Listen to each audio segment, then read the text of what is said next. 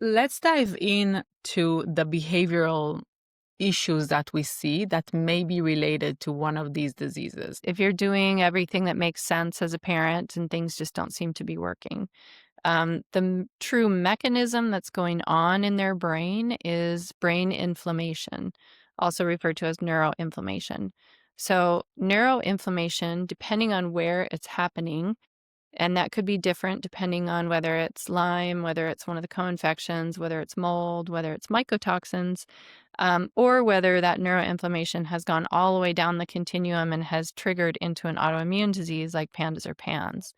That one is a little easier to narrow down because now this has become a more severe condition where we're seeing extreme fears, separation anxiety, extreme anxiety. You might see OCD. You could see tics, and some sort of behavior regression. Like in a teenager, they might start baby talk. In a child who's able to toilet train, they might go back to not being toilet trained. So something where there's a behavioral regression.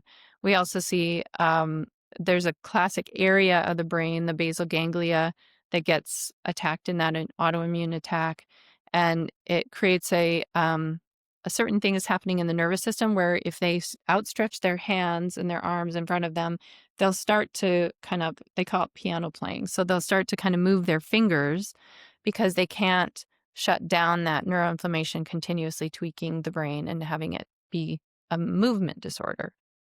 So we might see that with pandas and pans, but when it's down on the other side of that spectrum, it can look like neuroinflammation can either make a child go one way or the other to the extreme. They can either be a hyperactive kid and very reactive. Again, we see fears and anxiety and things like that, but more of the ADHD picture and ADD picture.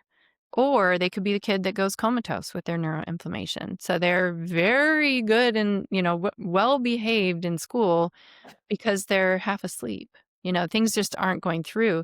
They're having learning difficulties. So they're very well behaved, but they have learning difficulties because things just aren't getting through.